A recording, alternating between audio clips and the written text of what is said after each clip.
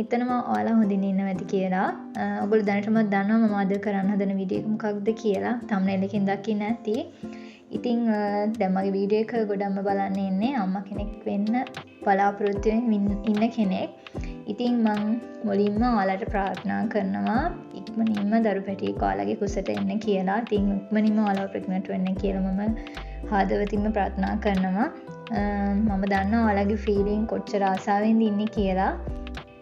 ඉතින් ඒ ආසාව ඉක්මනින්ම කරගන්න මං හිතනවා මේකත් මේ මම කියා දෙන දේවල් ඔයාලටත් වැදගත් වෙයි කියලා. ඉතින් අපි වීඩියෝ එකේ ඉස්සරහට කතා කරමු. මම ඉක්මනින්ම ප්‍රෙග්නන්ට් උනේ කොහොමද කියලා. මුලින්ම කියන්න ඕන මම පළවෙනි පාරට ප්‍රෙග්නන්ට් වුණා. ඊට පස්සේ ඉතින් මිස්කැරේජ් එකක් වුණා මට සති 6න්.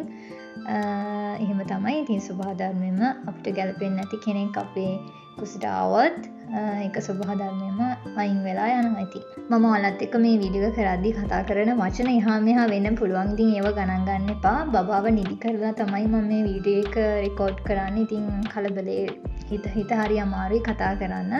ඉක්මනින්ම මම ඔයාලට මේ දේවල් දැන් කියන්න. ඉතින් මගේ වීඩියෝස් විවිධ වයස් මට්ටම් වල කට්ටිය බලනවා. ඉතින් වයස ගැන හිතන්න එපා. ඔයා අම්මා කෙනෙක් වෙන්න ආසාවෙන් ඉන්න කෙනෙක් නම් බලාපොරොත්තු හිතෙන් අයින් කරගන්න එපා. බලාපොරොත්තු වෙමින් ඉන්න. මුලින්ම මට හැම කෙනෙක්ටම කියන්න තියෙන්නේ මේක හොඳට මතක තියාගන්න. දැන් ඔයා ඇමරිකාට පස්සේ දැන් කාලයක් ගිහින් ඇති අවුරුද්දක් දෙකක් ඊට වැඩි වෙන්නත් පුළුවන්. සමහර අයට අවුරුද්දක් වෙලත් නැතුව ඇති. මුලින්ම ඔයගොල්ලෝ කරන්න ඕන අංක 1ටම ඔයා දැන් බබෙක් බලාපොරොත්තුෙන් ඉන්නවා නම් කිසිම කෙනෙක්ට කියන්න එපා ඔයා බබෙක් බලාපොරොත්තුෙන් ඉන්නේ කියලා. ඒක තමයි ගොඩක්ම කරන අම්මලා කරන මෝඩ වැඩක්. ඇත්තමයි එහෙම කියන එක අපි දැන් බබෙක් බලාපොරොත්තුෙන් ඉන්නේ කියලා. ඊට පස්සේ ඔයගොල්ලන්ට මහා වදයක් වෙනවා ඔය අවට ඉන්න මිනිස්සුන්ගෙන්. ඔයගොල්ලෝ ඔහොම කියන්න ගියාම තාම නැද්ද ඔහොම අහන්න ඔයාලගේ හිත සෑහෙන්න අවුල් වෙනවා. මුලින්ම අපේ හිත ගොඩක් සැහැල්ලුවෙන් තියෙනවා. ප්‍රශ්න අඩුවෙන් තියෙන හැම තිස්සෙම ඕක කල්පනා කර හිතින් දුක් වෙවි ඉඳියොත් මේ වැඩේ ඇත්තටම සාර්ථක වෙන්න හරි ඉඩකඩ අඩුයි. මොකද මානසිකත්වයේත් හරි නෑනේ. අපේ මානසිකත්වය හොඳට සැහැල්ලුවෙන් තියෙන්න ඕන අංක 1ටම. දැම්ම ඉඳන්ම ඔයා දැන් අහන කෙනෙක්ට උනත් ගෙදර අයට උනත් කමන්නේ කියන්න දැම්ම බබෙක් හදන්නේ නෑ. තව කල් ඉන්නවා කියලා. ඔයාලගේ ආර්ථික මට්ටම හරි මොන ටාගට් එකක් හරි මොකක් හරි ටාගට් එකක් ඒක කරගන්නකම් ඉන්නවා කියලා කියන්න. ඒක තමයි ඔයගොල්ලෝ මුලින්ම කරගන්න ඕන දේ.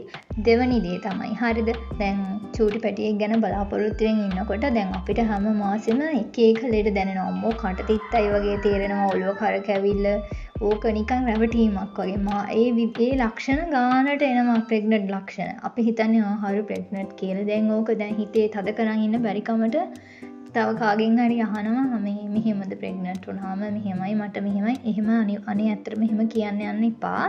ඔයාලා ඉවසගෙන ඉන්න හිතේ තද කරන් ඉන්න මේ දේවල් පිටට දෙන්න එපා ඇත්තටම. එතකොට දැන් දැනගන්නවානේ මෙයා බබෙක් බලාපොරොත්තුෙන් ඉන්නේ කියලා. ඕක ඊට පස්සේ දැන් ඔයාම කියලා ඊට පස්සේ තව සතියකින් දෙකකින් දැන් ඔයා ප්‍රෙග්නන්ට් වෙලා නැහැ කියමුකෝ. ඔයා දැන් මේ ලක්ෂණ හින්දා සෑහෙන බලාපොරොත්තු වෙන්න ඉන්නේ. දැන් තවත් කෙනෙක්ට කියලාත් එක්ක දැන් ඒ ප්‍රෙෂර් එකත් ඔයාගේ හිතට තියෙනවා.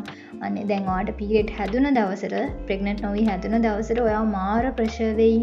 හෝප්ස් නැති වෙනවා. බලාපොරොත්තු සියරම කඩා වැටෙනවා. දැන් ලැජ්ජාවත් එක්ක අර තව කෙනෙක්ට කිව්වා යා දැන් අනිවාර්යෙන් අහනවා මොකද ඔයා ප්‍රෙග්නන්ට් වුණාද කොහොමද සත්‍ය කියලා. එතකොට ඔයාගේ හිත සෑහෙන කඩා වැටෙනවා. ඒ නිසා ඒ වැරද්දත් අනිවාර්යෙන්ම කරන්න එපා. ඔයා ප්‍රෙග්නන්ට් නම් අනිවාර්යෙන්ම පීරියඩ් ඩේට් පවුනාට පස්සේ දැනගන්න පුළුවන්. මම නම් අතරම පීරියඩ් ඩේට් දවස් 3කට විතර කලින් නෑ සති 3යි දවස් සති 3යි ගානකින් කොහොම හරි දැනගත්තා.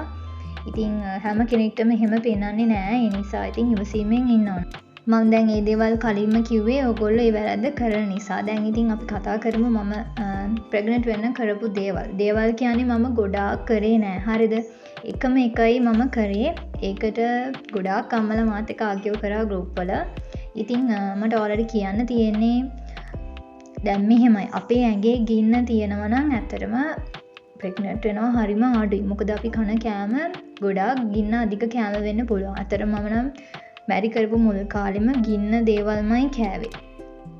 ඉස්සු කනවා පොකිරිස්සෝ කකුලුවෝ හස්බන් කැමතිම උයන්න ගේන්නෙම එයා ආස කෑම ඕව තමයි ගින්න අධික කෑම මයි හස්බනුයි දෙන්නම කන්නේ ගින්න දේවල් දැන් මම දන්නවා ප්‍රෙග්නන්ට් වෙන්න ඕන නම් මේ ගින්න කෑම නවත්තන්න ඕනේ කියලා. ඇත්තටම දැන් හස්බන්ඩ් විතරක් හදලා දීලත් මට ඉවසගෙන ඉන්න බෑ. එයා කනකොට බලන් ඉන්න බෑ. මටත් කෑවෙනවා. ඉතින් අංක එකටම මම කරේ මගේ ඇඟේ තියෙන ගින්න අඩු කරගත්ත එක. ඉතින් මම ඉක්මනින්ම ප්‍රෙග්නන්ට් වෙන්න තෝරගත්ත එකම බෙහෙත තමයි කසකසායට බොන්න ගත්ත එක. ඉතින් මං කිව්වනේ මාගෙත් එක ගොඩක් අම්මලා ආගිව් කරා මෙන්න මේක සම්බන්ධව කසකසායට බිව්වට පස්සේ සෙම හැදෙනවා කියන එක. බොන්න අපිරියයි ඒ වගේ දේවල් ගොඩාක් කතා කරා ගෲප් වල. ඉතින් ඔයාලට කියන්න තියෙන්නේ සෙම හැදෙනවා. පැලමුන් කෑවත් සෙම හැදෙනවනේ. ගින්න අඩු කරගන්න කන ඕනම දෙයක් සීතලයි. අපි ඉතින් ඒක දැනගන්න ඕන ගානට කරගෙන යන්න මෙහෙමයි. සෙම හැදෙන මම දැන් කසකසා බීලා මම මුලින් මට තේරුනේ නෑ. මම දවසින් දවස උදේට හිස් බඩ කසකසායට දාලා වීදුරුවක් බිව්වා. ඉතින් දවස ගානේ බොනකොට සෙම හැදෙනවා. ඒක අපිට වෙනස් කරන්න පුළුවන්. ඕන නම් දවල්ට බොන්න පුළුවන්. නැත්නම් ඩේලි බොන්නේ නැතුව සතියේ දවස් දෙකක් විතර කසකසායට දාලා බොන්න පුළුවන්. ඉතින් කසකසායට බිව්වට පස්සේ ඇඟේ උෂ්ණ නැති වෙනවා විතරක් නෙමෙයි අපේ ඩිම්බ මෝරන්නත් ගන්නවා. ඒ නිසා ඉතින් බය නැතුව ඔයගොල්ලෝ try කරලා බලන්න. මෙහෙමයි. ඔයාලගේ පීරියඩ් හැදෙන එකේ ප්‍රශ්නයක් තියෙනවා නම් අනිවාර්යයෙන්ම ડોක්ටර් කෙනෙක් හම්බ වෙන්න. මට සාමාන්‍යයෙන් දවස් 28න් හෝ 30න් අනිවාර්යයෙන්ම පීරියඩ් හැදුන කෙනෙක්. ඒ නිසා ඉතින් මට ප්‍රෙග්නන්ට් වෙන්න ඒ වගේ ඒ පැත්තෙන් ප්‍රශ්නයක් උනේ නැහැ. ඒ නිසා ඔයාලට එහෙම හරියට පීරියඩ් හැදෙන්නේ නැත්නම් ඒක අනිවාර්යයෙන්ම ડોක්ටර් කෙනෙක් හම්බ වෙලා කතා කරන්න. ඒක ප්‍රශ්නයක් වෙන්න පුළුවන්.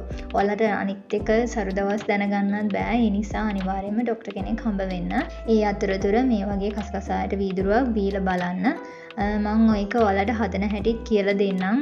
ගොඩාක් දාලා බොන්නත් එපා. ඒක ප්‍රමාණයක් තියෙනවා. ඒ මං කියලා දෙන විදිහට දාලා අනිවාර්යෙන් හිස් බඩ බොන්න. මෙහෙමයි ඉතින් මේක බොන්න ටිකක් අපිරිය නම් ඔයාලට මොනවා හරි දොඩම් වීදුරුවකට වගේ මොනවා හරි ජූස් එකක් හදලා දාගන්නත් පුළුවන්. හැබැයි ලෙමන් විතරක් මෙහෙමයි ලෙමන් වලටත් දාලා බොන්න පුළුවන්. හැබැයි ඩේලි බොන එක නම් ප්‍රශ්නයක්.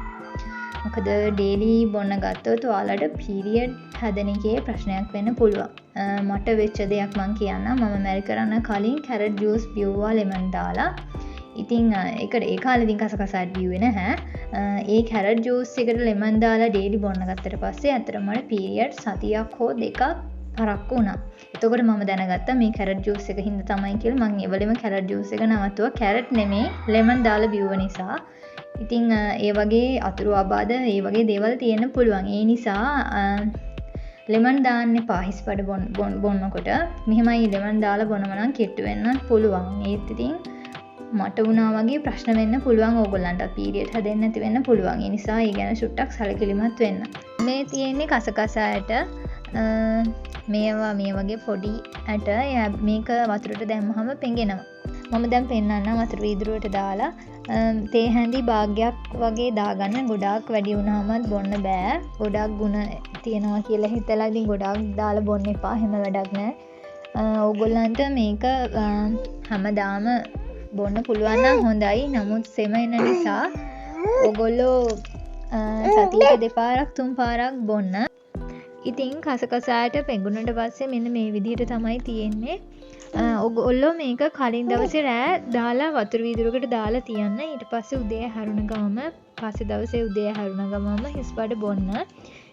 මොනවත් කන්න බොන්න නැතුව හිස් බඩම බොන්න බලන්න. එතකොට තමයි ගොඩක් ගුණ.